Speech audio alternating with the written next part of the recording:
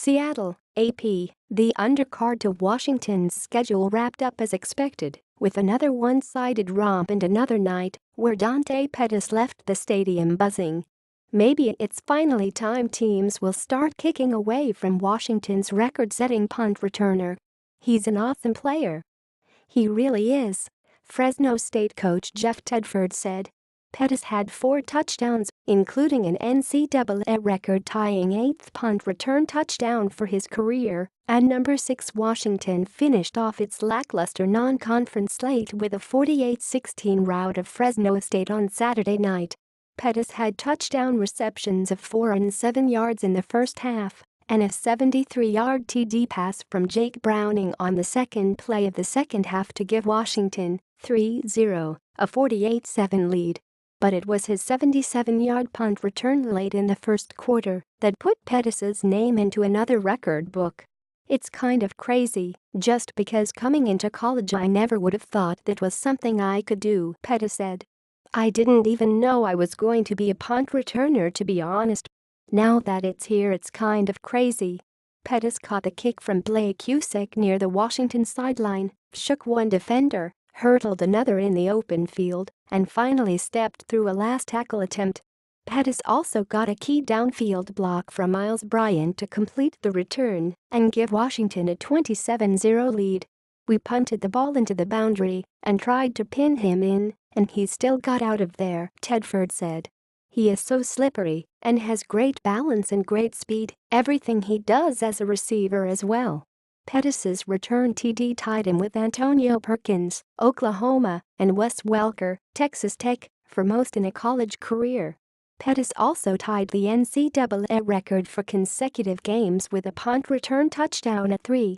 Pettis brought 167 yards for a score in the season opener against Rutgers and had a 61-yarder last week against Montana. Pettis wondered last week if teams would continue kicking to him. Fresno State, 1-2, did and paid for it. Now that question falls to Colorado in the Pac-12 opener for the Huskies next week. We know it changes now. Changes drastically, Washington coach Chris Petersen said.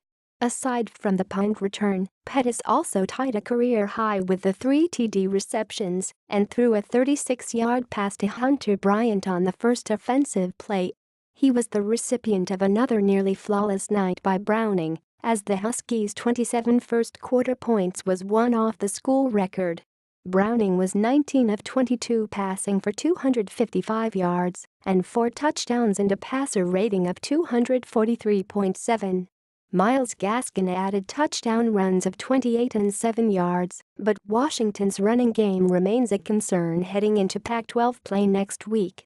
Gaskin also had an 8-yard touchdown reception in the final seconds of the first half to give Washington a 41-7 lead at the break.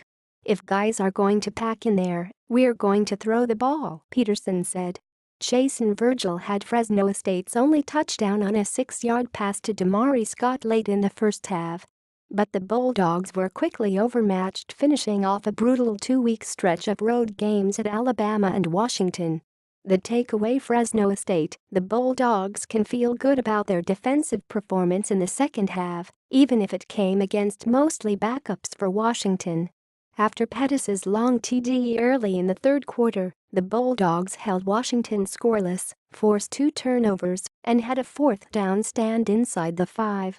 Washington, the Huskies' run game still has some work to do. A week after Fresno State allowed 305 yards rushing to Alabama, the Huskies could only manage 92 yards rushing. Gaskin led Washington with 56 yards rushing. He also lost the first fumble of his career. It was the first lost fumble by a Washington running back since 2015. Of course you want all the big stats in the running game being a running back, but we're winning games, so it doesn't really matter, Gaskin said. QB question: Fresno State has 2 weeks to decide what it wants to do at quarterback.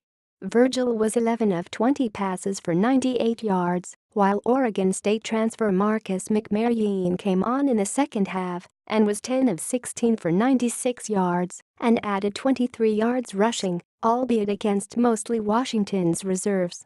We felt like we missed a few throws early and wanted to give him, McMarian, a chance to get him in the game, get him some more game time, give him some game experience," Tedford said.